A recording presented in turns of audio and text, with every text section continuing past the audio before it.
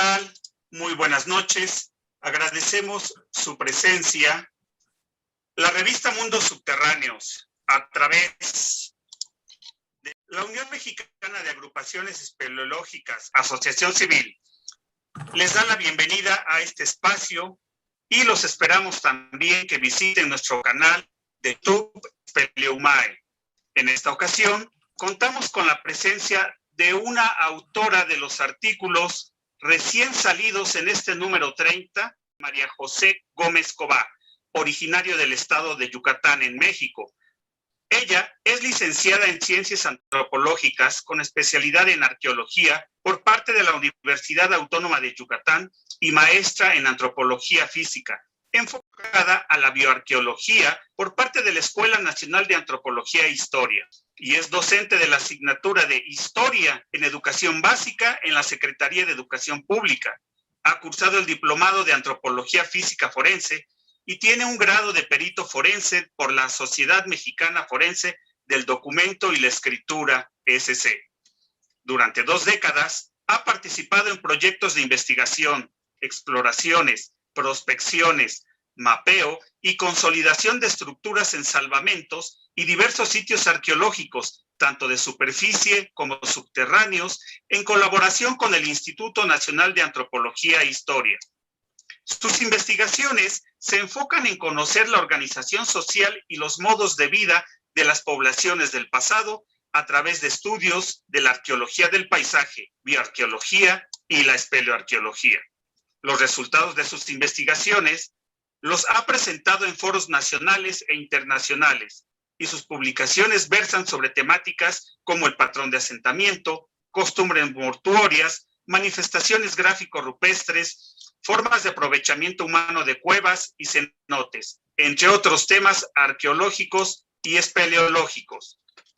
Es miembro fundador del grupo espeleológico AJAU, en donde efectúa asesoramiento a nivel institucional, académico y de investigación, así como diagnósticos, cursos y talleres de capacitación para el desarrollo de proyectos sustentables. También es miembro fundador de Ximbalcash, una asociación civil que investiga, estudia y difunde el patrimonio cultural y natural de la península de Yucatán. En esta ocasión platicaremos sobre su artículo Control y Permanencia, las cuevas y pozos en asentamientos prehispánicos de la región de Ixcancíhuatl. Bienvenida, María José, muchísimas gracias por tu presencia. Nos gustaría que nos platicaras, por favor, sobre qué es el proyecto arqueológico Región de Mérida, PARME. Hola, buenas noches a todos, un saludo. Muchísimas gracias por invitarme a esta serie de charlas. Estoy muy contenta por participar. Pues bueno, con respecto a esta pregunta, Enrique, y a todos los que me escuchan, pues quiero comentarles que el proyecto arqueológico Región de Mérida es una modalidad de investigación que es un salvamento arqueológico. ¿Y qué quiero decir con esto? Los salvamentos arqueológicos surgen, por ejemplo, cuando van a haber obras de infraestructura, pero muy grandes, como por ejemplo carreteras, líneas de transmisión, grandes fraccionamientos, como en el caso de México, si ustedes viven en el centro del país, pues la línea del tren, o incluso en el sureste ya vemos como por ejemplo la línea del tren del metro, pero acá por ejemplo en el sureste la línea del Tren Maya, ¿no? Entonces, nosotros lo que hacemos en salvamento, en este proyecto arqueológico de la región de Mérida, es precisamente trabajar en esta área de investigación en todos los sitios que puedan ser afectados por estas obras. Y la ciudad de Mérida, en el caso de Yucatán, pues es la más grande, la de mayor desarrollo, entonces hay muchísimos salvamentos y pues nosotros estamos enfocados en registrar, en investigar, en explorar, excavar todos estos sitios que nos enriquecen sobre las poblaciones prehispánicas del pasado de esta región de Yucatán, ¿no? Está enfocado precisamente en la zona conurbada, en la cual hemos registrado muchísimos sitios, más de 22 sitios hemos dado a conocer de toda la ciudad. No estoy hablando del estado, estoy hablando de la ciudad de Mérida. Y pues también otro aspecto es que además de los sitios, son miles de estructuras que también hemos registrado con toda la información y potencial que pueda surgir de este conocimiento, ¿no? De estos pobladores prehispánicos.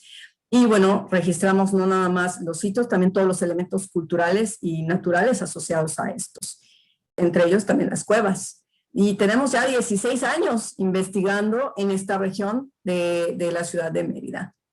¿Cuál sería el papel de los recursos naturales en la antigua cultura maya? Gracias, Enrique. Miren, igual algo que se me pasaba a comentar, que este proyecto arqueológico Región de Mérida lo dirige el arqueólogo Luis Pantoja Díaz del Instituto Nacional de Antropología e Historia. Y ahí colaboramos muchos compañeros, somos más de 10 que hemos trabajado en este proyecto. ¿Y cuáles serían entonces la importancia de estos recursos naturales para la cultura maya? Déjame decirte que los recursos naturales en general son importantes, pero para todas las poblaciones, tanto del pasado como del presente. En el caso de elementos como el agua, son elementos esenciales de vida y para el desarrollo también de una sociedad, no nada más de un grupo social, incluso para toda una civilización. Y va a ser esencial no solamente el agua, sino también, por ejemplo, otros recursos también forestales, ¿no? Agrícolas e incluso los mismos organismos o otras especies de animales. Entonces, todos estos elementos son importantes estudiarlos porque permite también conocer cómo es el proceso, cómo es la dinámica de crecimiento de una sociedad. E incluso podemos saber cuál podría ser la calidad de vida de una sociedad, tanto del pasado como te digo, del presente. Es tan importante estos recursos que muchos grupos humanos se asentaron en estos espacios con mucho potencial natural, que se aprovecharon de ellos, también se aprovecharon en cuanto a que se apropiaron, ¿no? De una manera hasta puede ser sustentable o quizá no, pero también lo controlaron, lo dominaron e incluso hoy día podemos saber que estos recursos pueden ser incluso muy caros, ¿no? Tan es así que ya vemos que muchos ya no tenemos acceso a elementos tan importantes como lo es el agua, ¿no? Por ejemplo, cada vez se encarece más y muchas veces lo tenemos tan cerca de nosotros y, por ejemplo, los estamos contaminando. No es que yo quiera hablar sobre este proceso de conservación, que sí es muy importante, pero sí quiero aclarar que estos recursos no solamente van a ser trascendentes para el desarrollo de una sociedad del pasado, como mencioné, sino también para hoy día, en nuestro futuro, de controlar de una manera adecuada o sustentable estos recursos nos van a permitir, como mencioné, una mejor calidad de vida, ¿no? Un crecimiento como sociedad. Sin lugar a dudas, para la humanidad, el agua es un recurso de vital importancia. Aquí cabría preguntarse, la sociedad maya de Xcanxijó, ¿cómo obtenía el agua? Gracias, Enrique. La zona maya varía mucho las regiones de acuerdo a, por ejemplo, la orografía, ¿no? El paisaje. Podemos tener zonas muy cercanas a la costa, que son prácticamente cercanas al acuífero. En el caso de la ciudad maya, la antigua Xcanxijó, pues se encuentra prácticamente entre los 4 y 6 metros de profundidad el acuífero. En la parte sur del estado vamos a encontrar que está cada vez más profunda debido a que hay elevaciones, ¿no? Elevaciones que incluso llegan hasta los 100 metros de altura. Son nuestros grandes cerros y que van a haber principalmente cuerpos de agua. Y el acuífero se va a encontrar hasta 30, 40, 50 metros de profundidad, varía. Pero regresando a la zona de los sitios arqueológicos que hemos estado investigando en el Parme, vamos a observar que estos acuíferos, o más bien los mayas de la región de Mérida, accedían a través de diversas cavidades que vamos a encontrar en la península de Yucatán es kárstica, prácticamente al 100%, ¿no? Entonces vamos a ver mucha modificación del terreno, muchas geoformas, muchas dolinas y cavidades que puedan llegar incluso a los mantos freáticos, ¿no? Al acuífero. Entonces los mayas aprovecharon esas pequeñas cavidades para poder acceder a ello. Eran modificados, eran tratadas, ¿no? Y obviamente, pues la gente del pasado, pues querían prácticamente vivir próximas a estos espacios, porque les iba a dar prácticamente, como dije, un recurso esencial e indispensable para su desarrollo. Entonces, van a acceder los mayas a través, como dije, de estas oquedades o de cuevas. En el caso de Mérida, las cuevas no son tan desarrolladas como en otras partes del país. Son cuevas realmente que pueden tener un desarrollo realmente muy corto, pueden ser desde 10, 20, 50 metros, no hay mucho. ¿Por qué? Porque llegamos al karst, ¿no? Acá prácticamente las cuevas se inundan. E incluso hace unos meses, con tanta lluvia, incluso el año pasado, pues rebosó el acuífero y muchos de la zona urbana de Mérida, pues prácticamente estábamos inundados, ¿no? Entonces, a través de estos espacios es que los mayas de esta región acceden al agua. Si bien pudiéramos pensar que son frecuentes, porque en efecto sí lo son, no en cuanto a que la región, ¿no? En la región sí podemos encontrar estas cavidades, no son tan comunes, o muchas veces son muy pequeñas estas cavidades. Entonces había que tener tecnología y modificaciones también para poder acceder a estos recursos. Y otra cosa más, una vez que los mayas, por ejemplo, encontraban estas cavidades, pues obviamente se apropiaban de los espacios. ¿Tienen alguna idea de cómo se llevó a cabo la localización o detección de pozos de agua? Y a su vez, si existe una correlación con las actuales maneras contemporáneas, obviamente, de detectar también pozos de agua, y para el caso de la época prehispánica, si se relacionan con la presencia de vestigios arqueológicos en esta zona. Bien, pues mira, en época prehispánica, no sabemos exactamente cuál era el método de detección, pero no hay duda que era un recorrido, un reconocimiento por todo el espacio. Te puedo hablar de cómo son las tencas actuales, cómo las hacemos.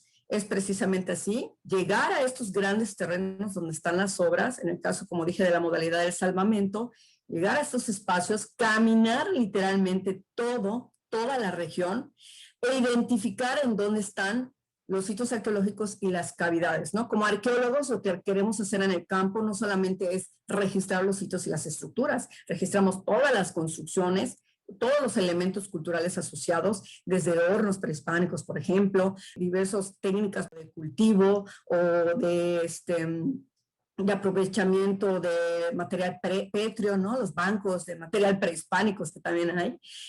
Pero también vamos a registrar todos los elementos naturales que estén asociados a estos asentamientos, por ejemplo, bajos, las cavidades, todas aquellas que puedan encontrarse, entre otros recursos, ¿no? Y también detectar el tipo de vegetación, que aunque ya sabemos que cambió, pero ver qué características tiene el terreno. Entonces, cuando observamos esto, nos damos cuenta que muchas de estas cavidades literalmente están, o sea, asociadas a los sitios. Cuando vemos una cavidad, tenemos que estar al pendiente, porque si lo que primero vemos es la cueva, tenemos que ver alrededor el paisaje, porque hay un elemento cultural asociado. Y algo de trascendencia es que muchas de estas cavidades fueron ocupadas o fueron aprovechadas por grupos humanos desde épocas muy tempranas del periodo prehispánico, incluso antes, ¿no? Pero la evidencia, digamos, material nos indica que desde el periodo preclásico ya había una ocupación. Es decir, desde hace 1000 años antes de Cristo, ya existía una ocupación en estos espacios, en estos acuíferos, en estos pozos, ¿no?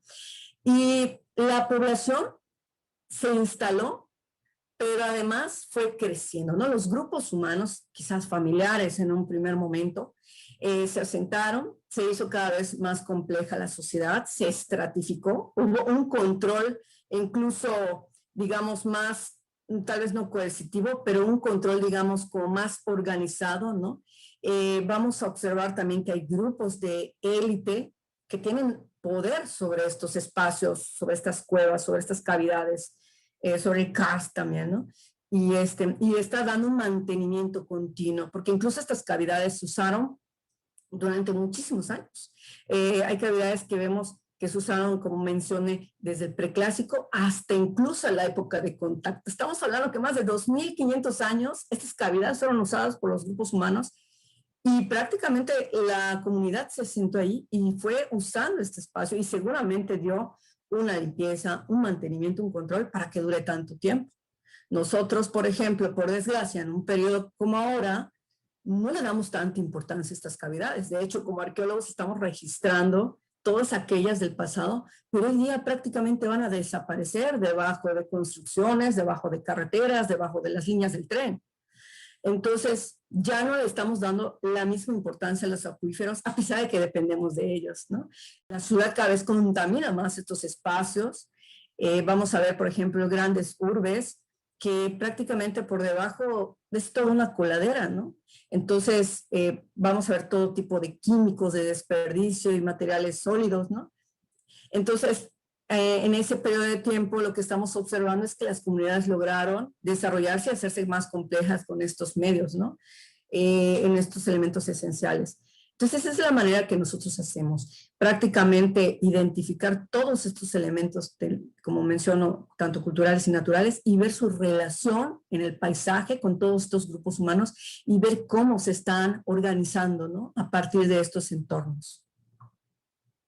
¿Se sabe de qué manera fueron construidos los pozos de agua, Majose? Bien, pues muchos de estos ya existían en la naturaleza, pero no con las dimensiones que nosotros estamos observando, ¿no? Por ejemplo, hay comunidades mayas prehispánicas que estamos observando que prácticamente está la cavidad y únicamente están modificando la boca o el acceso hacia, digamos, hacia todo hacia el desarrollo, ¿no? En sí, lo que es el desarrollo de la galería, digamos, que lleva, o la cámara que lleva al cuerpo de agua, no suele ser modificada, pero muchas veces el colapso, es decir, todas las rocas que quedan abajo son extraídas o son colocadas en las paredes de la cavidad, de tal manera que les permite una mayor facilidad para la obtención de agua. Otros casos son mucho más complejos. Vamos a ver que en efecto hay seguramente hubo la cavidad se amplió en una dimensión mucho mayor, pero además van a poner brocales de piedra, como en la actualidad vemos que hay brocales en los pozos, pero es roca, por ejemplo, que podemos ver roca de una calidad media, otras súper labradas, otras de varias hiladas, ¿no? En otros casos donde hay cavidad, es decir, donde para acceder al agua hay que entrar a la cueva, pues vamos incluso a ver pequeños basamentos, ¿no? Que permiten igual hacer tantas cuestiones rituales como aspectos domésticos, pero también vamos a ver escalinatas, ¿no? Que acceden a esos espacios. Acá hay que recordar que la cueva no solamente es una fuente de agua. Para los mayas, para la cosmovisión maya, pues la cueva tiene muchos significados también rituales, ¿no? Entonces, vamos a ver que en el caso de las cuevas sí puede tener una connotación más ritual. En el caso de los pozos, los hemos observado tanto en estructuras, digamos, con familias de un nivel social o un estrato tal vez, pudiéramos decir, bajo en cuanto a la calidad de las estructuras, son más sencillas, ¿no? Son pequeños cimientos de casas, pero también, como mencioné, pueden estar asociadas a los centros, áreas nucleares de los asentamientos, donde están las casas más grandes, digamos, los palacios, las estructuras piramidales. Entonces varían también su ubicación y obviamente mientras más cercano esté en un área más compleja, en un área nuclear, en un área de la élite, mayor inversión de trabajo vamos a ver, mayor tecnología asociada a estas cavidades. Entonces prácticamente lo más seguro es que ya hubiera esta cavidad y a partir de ahí hay una transformación del paisaje, ¿no? Y hay todo alrededor también hay una modificación para poder acceder. Como arqueóloga, ¿por qué consideras que es importante la espeleología para este tipo de estudios? Es esencial, porque precisamente ahora mismo estoy explicando que las cuevas fueron un recurso, un medio importante para el desarrollo de las sociedades, tanto prehispánicas como actuales. Entonces, sí debemos tener conocimiento espeleológico, comprender cómo se desarrollan estas formas, qué tan complejas pueden ser, cómo varían de una región a otra, de un entorno a otro, ¿no? Y cómo también vamos a ver en el interior de estas cavidades una gran cantidad de modificación.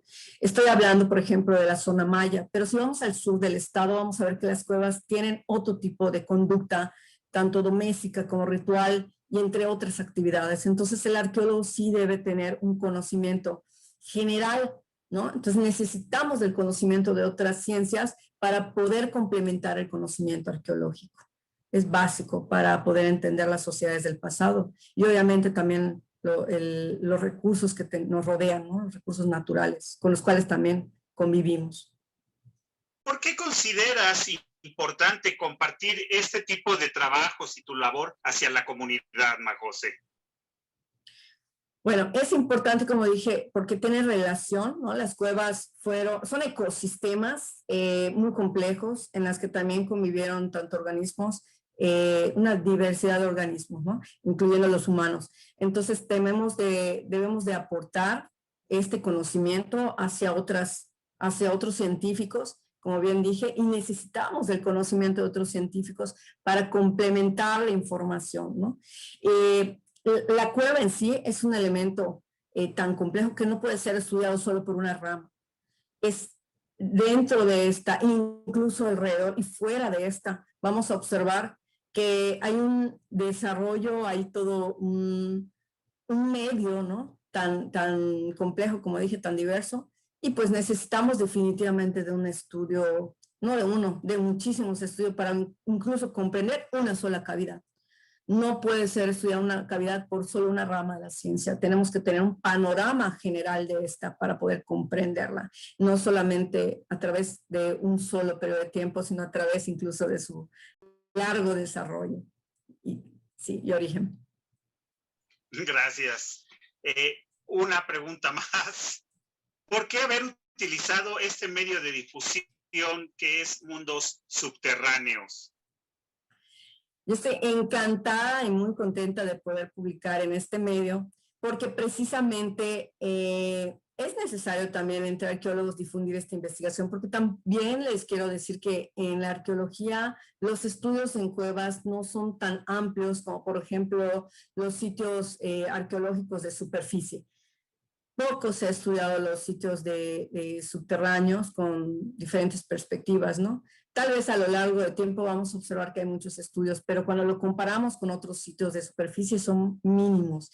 Entonces, a nivel espeleológico, sabemos que las cuevas tienen una relación con la arqueología, pero a través de este estudio, por ejemplo, el que hicimos en Mérida, vamos a observar que cada región se comporta de forma diferente. Las cuevas son aprovechadas a través del tiempo y a través del espacio de una manera tan diversa que es importante tener este conocimiento, por ejemplo, compartirlo con los colegas para que puedan ver otras maneras de conocer la cavidad, ¿no? Y también de explorar, ¿no? Entonces esto enriquece para tener estos panoramas que mencionaba, ¿no? Tener una diversidad de lentes, ¿no? Para aproximarnos a estos espacios.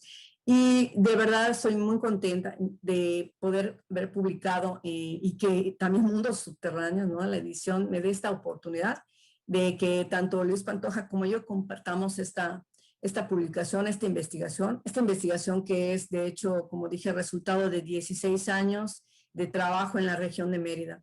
Entonces fue muy gratificante poderlo dar a conocer en la revista y que también tenga una observación por parte de otros colegas, ¿no? Dentro de los diversos artículos que sabemos que tienes, hay artículos de divulgación, artículos científicos. Sin embargo, escribir o haber escrito para la comunidad espeleológica, específicamente en esta revista de Mundos Subterráneos, ¿te resultó un poco complicado? Fue muy enriquecedor porque la ventaja es que está arbitrado. Realmente yo agradezco mucho el tiempo de los compañeros que se dedicaron a leer, a observar, a comentar. Eso nos enriquece, ¿no? Cualquier observación. Complicado, ¿no? Realmente es nada que todos, de verdad, les recomiendo que se animen a dar su escrito, sea que fuera, de la modalidad que sea, porque realmente tenemos orientación por parte de los editores y los colaboradores de la revista, ¿no? Y realmente ellos hacían sus observaciones y nosotros lo corregíamos. Yo, como bien dije, no hay nada más enriquecedor que alguien realmente pueda ver desde otros ojos su trabajo y que además mejore, ¿no? Y se enriquezca. Entonces, no es difícil, al contrario, ánimo a todos los colegas, porque realmente vamos a tener un apoyo. Detrás de la revista hay gente que está colaborando y trabajando arduamente para que se dé a conocer esta revista nacional, ¿no? Y lo más importante, difundir el conocimiento de las cuevas nacionales, es esencial. Entonces, ánimo a todos. Majose, muchísimas gracias por tu plática, muy amable por tu tiempo de habernos compartido tu experiencia y los conocimientos que fueron obtenidos a través de esta exploración espeleológica en la región de Ixcancijó. Sin lugar a dudas, muy emocionante. Esperemos que tu plática le resulte también de interesante al público y los invitamos a consultar la revista Mundos Subterráneos en el siguiente link y esperemos que también se suscriban. Majose, muchísimas gracias. Muchas gracias a todos y les deseo mucho éxito y suerte con la revista. Y a nuestro público también queremos agradecerle fervientemente. Esperemos que les haya resultado agradable esta pequeña plática que nos ha otorgado la arqueóloga, la espeleoarqueóloga Majose. Y también los invitamos a darse una vueltecita por nuestra revista Mundos Subterráneos y también extendemos una cordial invitación a que se acerquen, pierdan un poquito el miedo y nos compartan también algunas de sus exploraciones, de sus experiencias. La revista Mundos Subterráneos tiene las puertas abiertas y están cordialmente invitados a escribir sus artículos de manera científica, sus exploraciones, algunas reseñas. También tenemos una pequeña sección de poemas. Entonces, esperamos que compartan con nosotros y con el público que esté atento a hojear esta revista, sus experiencias en este mundo espeleológico, que es muy amplio y se puede unir con otras disciplinas para irse enriqueciendo y de alguna manera ir haciendo espeleología en el estricto rigor de la palabra. Muchísimas gracias. Para nuestro siguiente programa vamos a tener a un fantástico invitado. También nos va a platicar un poquito sobre el siguiente congreso que se va a realizar en la península de Yucatán. No me queda más que despedirme, agradecer su presencia. Muchísimas gracias y esperamos escucharlos. Esperamos que nos escuchen la próxima ocasión y también estén atentos a las publicaciones. Muchísimas gracias. Adiós.